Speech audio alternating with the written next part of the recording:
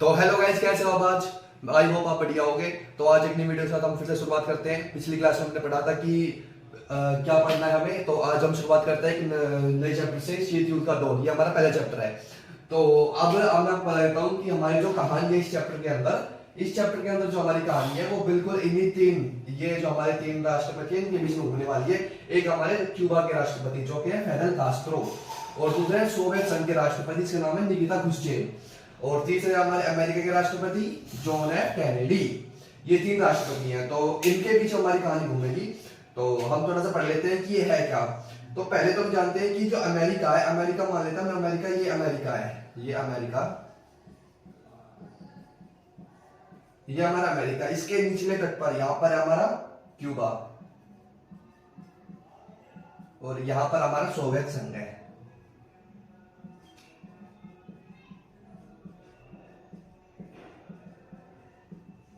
तो आप पढ़ते हैं थोड़ा सा कि क्यूबा के राष्ट्रपति जो थे, इनकी विचारधाराएं सोवियत संघ से मैच करती थी। सोवियत संघ से क्या करती थी? इनकी विचारधाराएं मैच करती थी, और इनकी विचारधारा इनसे मैच करती थी, क्योंकि ये भी समाजवादी थे, ये समाजवादी थे, और ये हमारे थे पूंजीवादी, उदारवादी, और तीसरा कहते हैं लोकतंत्रवादी। जैसे कि मैंने आपको बताया कि विचारधारा जो है वो अमेरिकी विचारधारा क्या है या फिर सोवियत संघ की विचारधारा क्या है। अब हम बात करते हैं कि विचारधारा होती क्या है, क्योंकि भैया आपने विचारधारा तो बता दी कि सभी विचारधारा क्या क्या होती है, लेकिन ये नहीं बताया कि विचारधारा होती क्या है। अब बात करते हैं विचारधारा क्या होती है। विचारधारा, विचार, पहले तो देखिए विचार, विचार प्लस धारा, पहले हम तोड़ देते हैं, जैसे तोड़ दे, विचार प्लस धारा बन गए। विचार क्या होते हैं? विचार होते हैं भैया थिंकिंग। ये तो भैया हमें पता है, विचार थिंकिंग होती है, थॉट होते हैं, जो हम दिमाग में, माइंड में सोचते हैं वो होती है। और धारा, धारा वो होती है कि आप जिस डायरेक्शन में सोच रहे हो, कि नेगेटिव वे में सोच रहे हो या पॉजिटिव वे में सोच रहे हो, उसे कहते हैं धारा।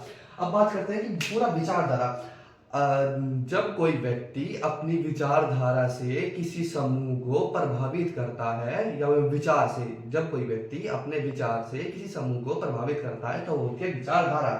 अब बात करते हैं हम विचारधारा के प्रकार। अभी हमें पढ़ा था कि अमेरिका की विचारधारा क्या होती है? पूंजीवाद। सोवियत संघ की विचारधारा क्या होती है? समाजवाद। और अमेरिका का विचारधारा क्या है? उदारवाद। सोवियत संघ की विचारधारा क्या है? साम्यवाद। अमेरिकी विचारधारा क्या है? लोकतंत्रवाद। ये सब है। अब हम इसमें से दो के बारे में पढ़ेंगे, इन दो के बारे में पढ़ते हैं। तो पूंजीवाद, भैया पूंजीवाद क्या होता है? पूंजी का मतलब पैसा, और वाद। अब भैया बात करते हैं हम पूंजीवाद के बारे में। पूंजीवाद यानी कि आर्थिक मामलों में बात होगी।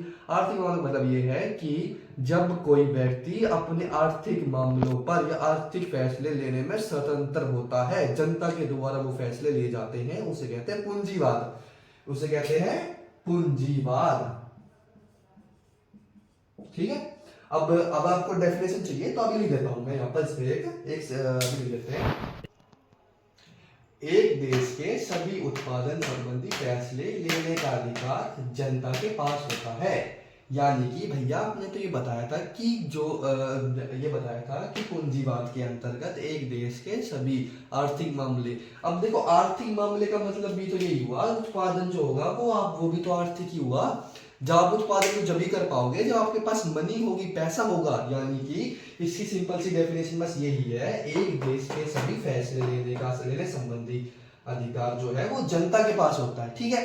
अब हम बात करते हैं समाजवाद की। यही बिल्कुल इसका उल्टा है। यहाँ पर इसका उल्टा यह क्या होगा कि एक देश के सभी उत्पादन संबंधी फैसले लेने का अधिकार इसमें सरकार के पास होगा, जनता के पास कोई फैसला लेने का अधिकार नहीं होता इसमें। अब आप चाहते हो कि मैं अगर इसको लिखूं तो मैं अभी लिख देता हूं आपको बस।